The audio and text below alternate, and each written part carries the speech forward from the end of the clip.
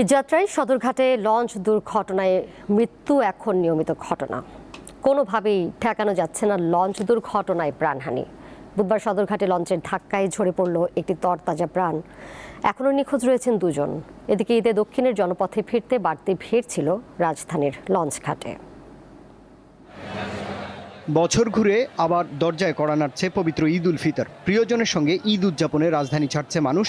সড়ক ও রেলপথের পাশাপাশি নৌপথেও রাজধানী থেকে মানুষ যাচ্ছে আপন নগরে।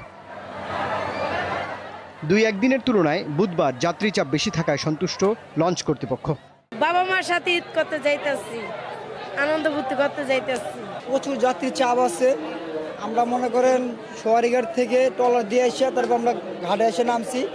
ওখান থেকে টিকিট কাইটা আবার এই টার্মিনালে এখন পিরিয়ড হোক রেগুলার বা হেভি, প্রয়োজন মতো কনফিডেন্স আছে রেডি। Play with confidence. ভাড়া তো আরো তুলনামূলক আগের চেয়ে অনেক কম। গেল বছর যে ভাড়া ছিল তার থেকেও এখন ভাড়া কম। তবে ঈদের আনন্দ মুহূর্ত বিষাদে পরিণত হয় সদরঘাটের এক দুর্ঘটনায়। জানা গেছে সদরঘাটে দুইটি লঞ্চের মাঝে পড়ে একজন নিহত হয়েছেন, আহত হয়েছেন অন্তঃসত্ত্বা এক নারী। এছাড়া নিখোঁজ হন দুইজন। নৌ দুর্ঘটনার খবর পেয়ে তাৎক্ষণিক সদরঘাটে ছুটে যান নৌ পরিবহন প্রতিমন্ত্রী রাজীব আহসান। সার্বিক পরিস্থিতির খোঁজ নেন তিনি। আমরা প্রত্যেকটা জিনিসই কুইক রেসপন্স করার পক্ষে, সরকারও সেটি চায়। ইতিমধ্যে সরকারের উচ্চ পর্যায় থেকে বিষয়টি নিয়ে কনসার্ন ব্যক্ত করা হয়েছে।